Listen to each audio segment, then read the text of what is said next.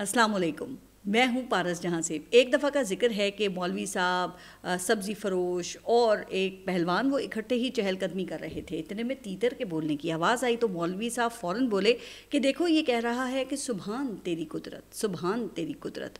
पहलवान बोला नहीं मौलवी साहब, ये कहता है कि खा घी कर कसरत। इतने में सब्ज़ी फ़रोश पहलवान की बात काट कर फ़ौरन बोला कि साफ सुनाई दे रहा है, लहसुन, प्याज और अदरक। अब वज़ीर आज़म शहबाज शरीफ फरमाते हैं कि जिस तरह दुश्मन के 6 जहाज़ गिराए हैं ना, बिल्कुल इसी तरह से हम इस मुल्क से गुर्बत का ख़ात्मा करेंगे। लेकिन जनाब 2 दहाइयों की मेहनत सिर्फ वो 3 साल में ही ज़ाया हो गई है। जी हाँ, और ये मैं नहीं कह रही, ये वर्ल्ड बैंक कह रहा है। और वर्ल्ड बैंक के मुताबिक गुज़िश्ता 3 सालों में पाकिस्तान में गुर्बत की शरह में 7% इजाफा हुआ है। यानी कि जब से मुल्क की गाड़ी में ये हाइब्रिड इंजन फिट हुआ है, गरीबों की तादाद में मुसलसल इजाफा हो रहा है। फिर रही सही कसर वो ये सैलाबों ने पूरी कर रखी है। वजह क्या है?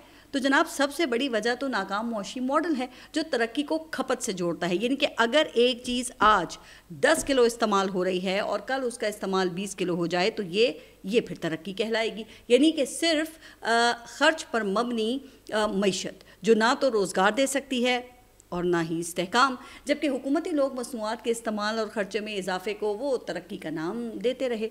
वो मुआशी पॉलिसीज़ जो हैं वो इसी उसूल के तहत बनाते रहे और नतीजा ये कि आज ना तो इस मईशत में जान है और ना ही लोगों के पास खर्च करने की सलाहियत है। अच्छा, आपको याद है ना कि वो 90 की दिहाई में हुक्मरानों की जानिब से क्या कहा जाता था? तो उस वक्त ये लोग यही कहते थे कि जी मुल्क में रिकॉर्ड टीवी सेट फ़रोख्त हो रहे हैं, जिसका मतलब ये है कि यहाँ पे लोग खुशहाल हो रहे हैं। फिर वक्त गुजरा और बैंक्स ने ये टीवी, रेफ्रिजरेटर्स और दीगर इलेक्ट्रॉनिक आइटम्स जो हैं उसकी फ़ाइनेंसिंग शुरू कर दी। फिर शनाख्ती कार्ड और सैलरी स्लिप पर ये तमाम चीज़ें बड़ी आसानी से दस्तयाब होना शुरू हो गई।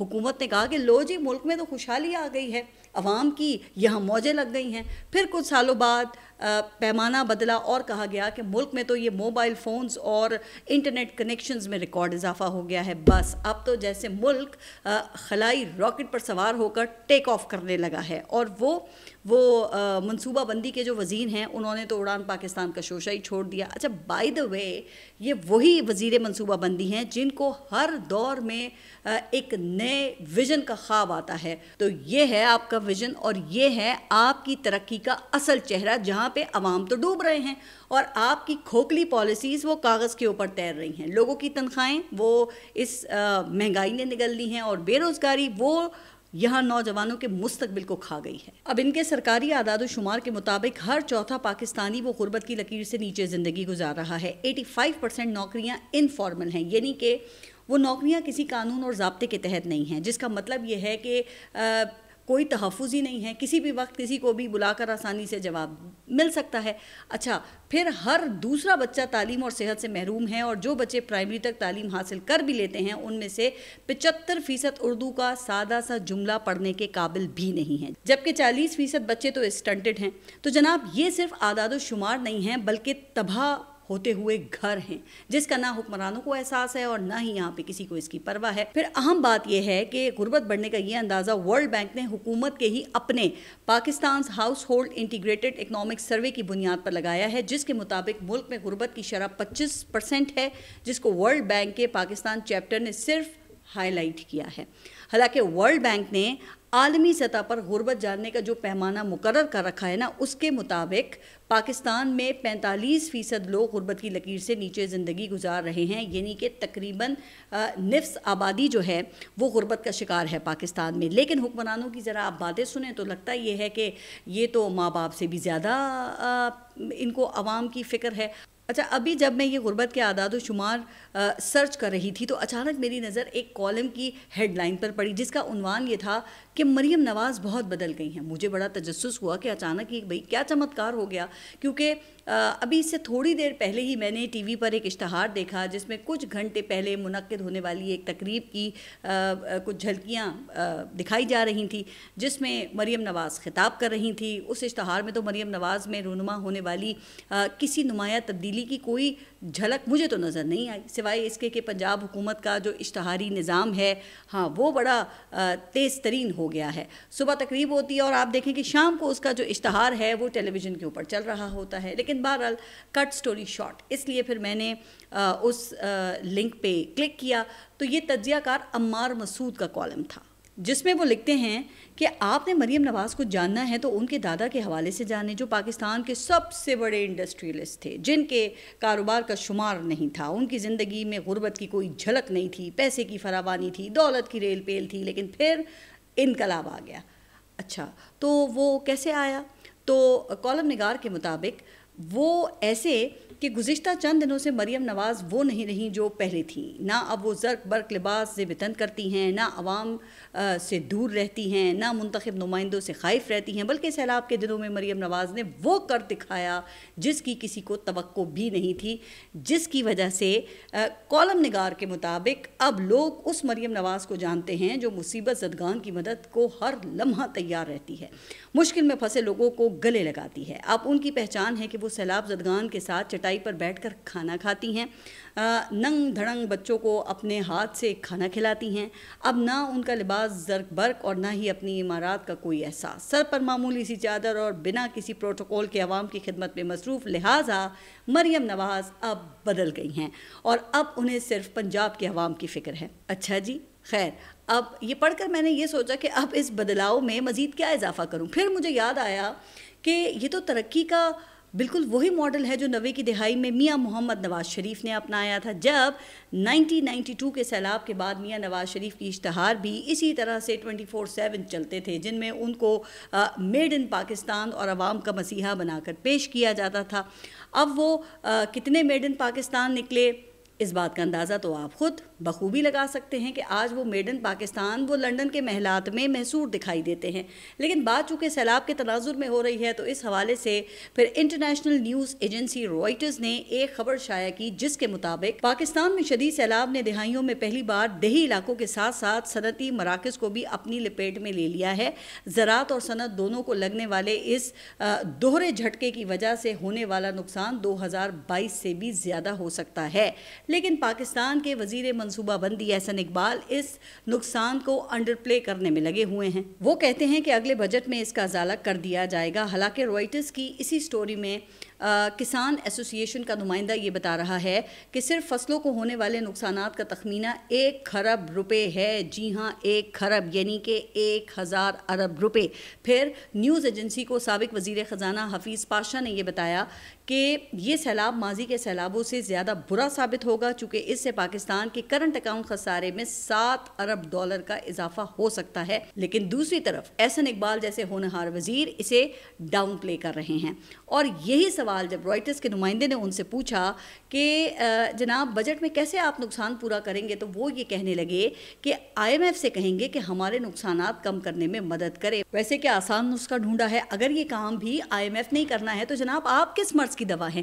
کیا آپ کا کام صرف یہ جھوٹے عوام کو خواب دکھانا اور دعوے کرنا رہ گیا ہے؟ اگر رو دھو کے عالمی سیاست کا فائدہ اٹھا کر آپ نے IMF سے مزید قرض لے بھی لیا نا، تو بھگتنا تو پھر اسی عوام نے ہے. آپ کا کیا ہے؟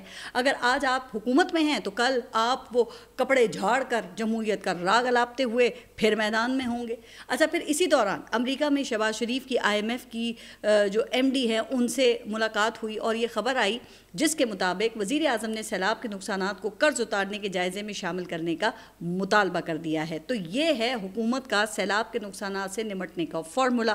اب یہاں پہ سوال اٹھتا ہے نا کہ اگر سب کچھ عالمی اداروں نہیں کرنا ہے تو پھر حکومت کیا کر رہی ہے؟ تو پتہ چلا کہ حکومت تو فی الحال وہ 27 سپٹمبر کو پاکستان تحریک انصاف کا جو جلسہ ہے اسے ناکام بنانے کے لیے مذموم پروپیگنڈا کر رہی ہے. اب ذرائع کے مطابق حکومتی حلقوں کی جانب سے اپنے حمایتی میڈیا کو ہدایات جاری ہوئی ہیں کہ اس جلسے کو TTP سے جوڑیں، لوگوں کو بتائیں کہ عمران خان اور TTP کا ایجنڈا ایک ہی ہے اور یہ بیانیہ بنانے کی کوشش کی جا رہی ہے کہ خیبر پختونخوا حکومت دہشت گردوں اور اسمگلرز کے درمیان گٹھ جوڑ ہے، جس کی وجہ سے دہشت گردوں کے خلاف کارروائی کی مخالفت کی جا رہی ہے.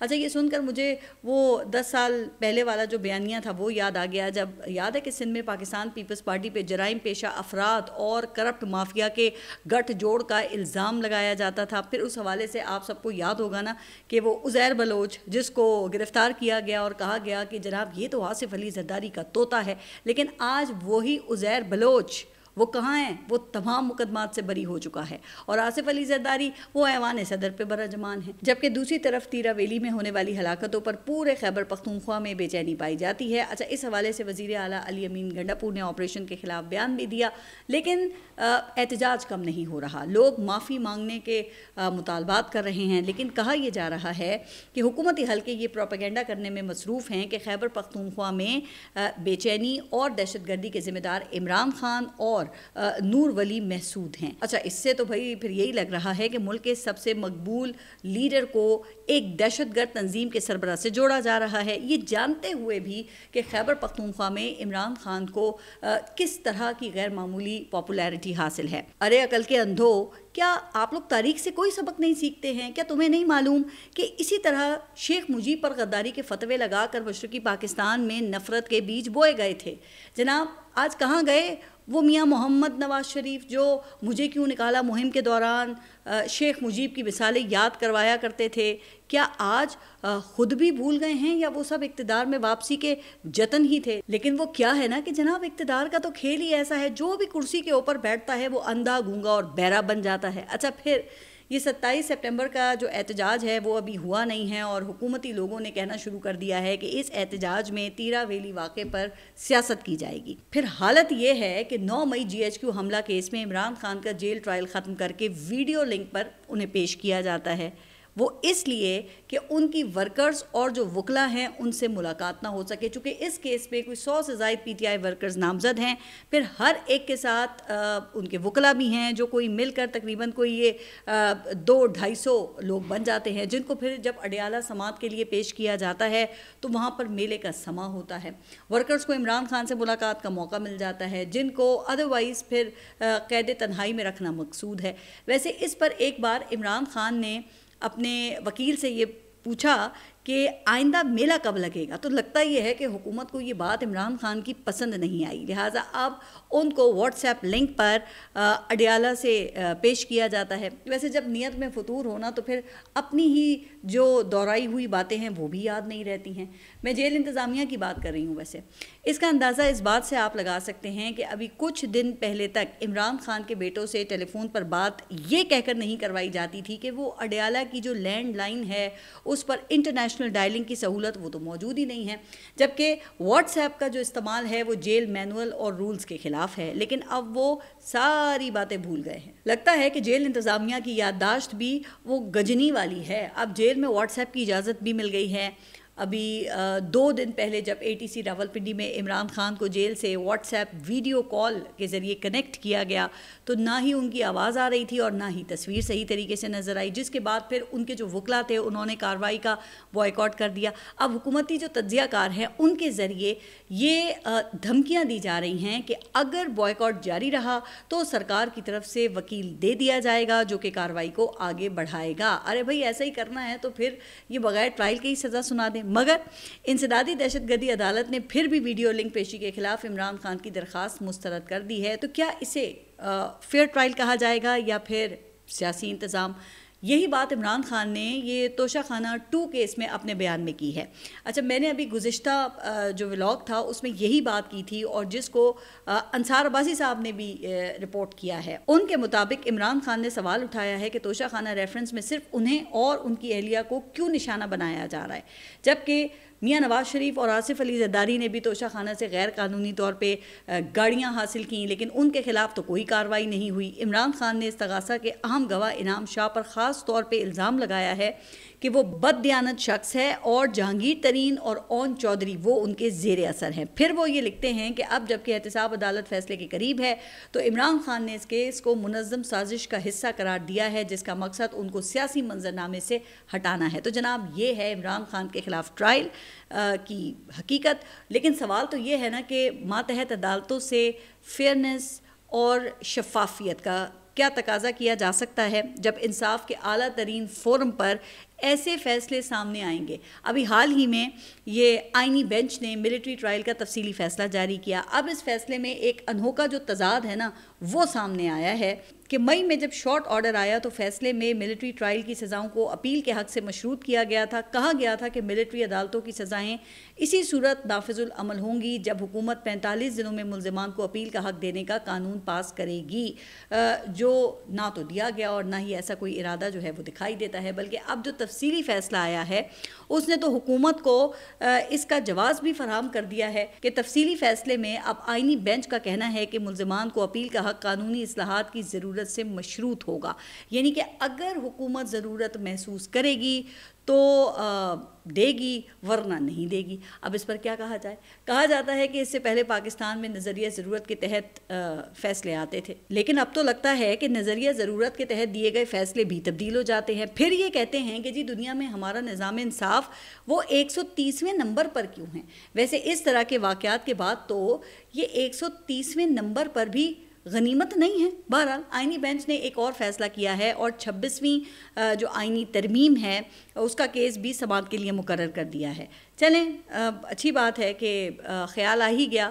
میں تو متعدد بار اس پلیٹ فارم سے اس جانب توجہ دلا چکی ہوں، لیکن جناب پہلے یہ تو بتائیے نا کہ 26ویں جو آئینی ترمیم ہے اس کا کیس وہ فل کورٹ میں کیوں نہیں لگایا گیا؟ اس پر ابھی تک چیف جسٹس کی جانب سے کوئی اطمینان بخش وجوہات پیش نہیں کی گئی ہیں۔ چلے اگر اس معاملے میں ان کی کچھ مجبوریاں ہیں تو کم از کم پھر اتنا تو کر دینا کہ 26ویں آئینی ترمیم کی سماعت لائیو دکھانے کا بندوبست کر دے، تاکہ عوام کو بھی پتہ چلے کہ اعلیٰ ترین عدالت میں بیٹھے منصف ان کے حقوق کے حوالے سے آخر کیا نقطۂ نظر رکھتے ہیں، جن کو سیلریز اور پھر دیگر جو مرات ہیں ان کی مد میں ماہانہ کروڑوں روپے دیے جاتے ہیں۔ اب علیمہ خان کا کہنا یہ ہے کہ عدلیہ سے مایوسی بڑھ رہی ہے، اس لیے ہم بین الاقوامی عدالت انصاف میں جانے والے ہیں، اور اس حوالے سے ان کے مطابق کچھ انٹرنیشنل لائرز کو صرف ایک کیس کی تفصیلات بتائیں تو وہ سکتے میں آ گئے اور کہنے لگے کہ پاکستان میں نظام انصاف کا اتنا برا حال ہے۔ خیر یہ تو پھر بچہ بچہ یہاں جانتا ہے، لیکن جو بات صدر ٹرمپ کو اقوام متحدہ کے اجلاس میں جا کر پتہ چلی نا وہ الگ ہی کہانی ہے۔ ہوا کچھ یوں کہ صدر ٹرمپ اقوام متحدہ کی جنرل اسمبلی میں تقریر کرنے کے لیے پہنچے تو ان کے سامنے موجود ٹیلی پرومپٹر کام نہیں کر رہا تھا۔ جیسے ہی ٹرمپ نے حاضرین پر نظر دوڑائی تو لوگ پھر وہ ادھر ادھر دیکھنے لگے، کچھ سمجھ نہیں پائے کہ یہ کوئی ٹیکنیکل خرابی ہے یا صدر ٹرمپ کی منصوبہ بندی ہے۔ پھر صدر ٹرمپ نے یہ کہا کہ انہیں اقوام متحدہ سے جو کچھ ملا وہ ٹوٹا ہوا ایسکیلیٹر اور ناقص ٹیلی پرومپٹر تھا، جس کے بعد انہوں نے طنزیہ انداز میں سوال کیا کہ پھر اقوام متحدہ کا مقصد کیا ہے، جبکہ اس کے پاس اتنی وسیع صلاحیت ہے لیکن پھر بھی یہ ضرورتوں کو پورا نہیں کر رہا۔ ویسے یہ بات جو امریکی صدر ٹرمپ کو ابھی گزشتہ دنوں پتہ چلی ہے نا، یہ تو ہم گزشتہ کئی دہائیوں سے یہ سوال اٹھا رہے ہیں کہ اقوام متحدہ کا آخر مقصد کیا ہے۔ غزہ میں انسانی حقوق کی دھجیاں اڑائی جا رہی ہیں، 65,000 لوگ وہاں شہید ہو گئے ہیں، جن میں اکثریت جو ہے وہ بچوں اور خواتین کی ہے، پھر 10 لاکھ لوگ جو ہے وہ بے گھر ہیں، جبکہ اقوام متحدہ ابھی تک جنگ بندی نہیں کروا سکا۔ کیوں؟ کیونکہ بھئی امریکہ اسے ویٹو کر دیتا ہے۔ تو جناب پھر صدر ٹرمپ سے تو میں اتنا ہی کہوں گی کہ اقوام متحدہ کا مسئلہ ٹیلی پرومپٹر نہیں ہے، اقوام متحدہ کا مسئلہ اس کی غیر فعالیت اور غیر مؤثر ہونا ہے۔ تو ظاہر ہے نا اس کی وجہ جو ہے وہ عالمی طاقتوں کی یہ بے حسی اور منافقت ہے۔ اب 2 دن پہلے صدر ٹرمپ نے 50 منٹ تک مسلمان سربراہان سے ملاقات کی، جس میں پاکستان اور ترکیہ، سعودی عرب اور مصر سمیت 9 ممالک کے سربراہان شامل ہوئے۔ امریکی صدر نے اس ملاقات کو انتہائی کامیاب قرار دیا اور کہا جاتا ہے کہ انہوں نے غزہ جنگ بندی کے لیے کچھ تجاویز بھی دی ہیں، جس میں پاکستان، ترکیہ، سعودی عرب اور مصر سمیت 9 ممالک کے سربراہان شامل ہوئے۔ امریکی صدر نے اس ملاقات کو انتہائی اہم قرار دیا اور کہا جاتا ہے کہ انہوں نے غزہ جنگ بندی کے لیے کچھ تجاویز بھی دی ہیں، جن میں وہاں امن کے لیے مسلمان ممالک کی افواج تعینات کرنے کی تجویز بھی شامل ہے۔ لیکن سوال یہ ہے جناب کہ ان ملاقاتوں کا نتیجہ کیا نکلا؟ حالانکہ برطانیہ، فرانس اور کینیڈا اور آسٹریلیا جیسے ممالک نے بھی فلسطین کو ریاست کے طور پہ تسلیم کر لیا ہے، تو پھر فلسطین کو آزاد کر کے اقوام متحدہ کی رکنیت کیوں نہیں دی جاتی؟ کیونکہ اسرائیل ایسا نہیں چاہتا، اور جب اسرائیل ایسا نہیں چاہتا تو پھر امریکہ کی کیا مجال؟ اس لیے امریکہ ایسی قرارداد کو وہ ویٹو کر دیتا ہے۔ تو پھر یہ نام نہاد اسلامی بلاک یہ کیا کر رہا ہے؟ تو یہ وہی کر رہا ہے جو ہمارے حکمران کر رہے ہیں، ہر کوئی اپنے اقتدار کو بچانے میں لگا ہوا ہے۔ اچھا ویسے صدر ٹرمپ اور وزیر اعظم شہباز شریف کے مصافحے کی جو ویڈیو ہے وہ تو آپ نے دیکھ ہی لی ہوگی نا۔ اب کوئی کہتا ہے کہ 36 سیکنڈ تک ہاتھ ملایا، کوئی یہ کہتا ہے کہ 40 سیکنڈ تک ہاتھ ملایا۔ اب یہ 36 ہوں یا پھر 40 سیکنڈز ہوں، تاریخ تو جناب یہی بتاتی ہے کہ ان کی قیمت عوام کو پھر سالوں ادا کرنی پڑتی ہے۔ آپ اپنا خیال رکھیے اور اگلے ولاگ تک کے لیے اللہ حافظ۔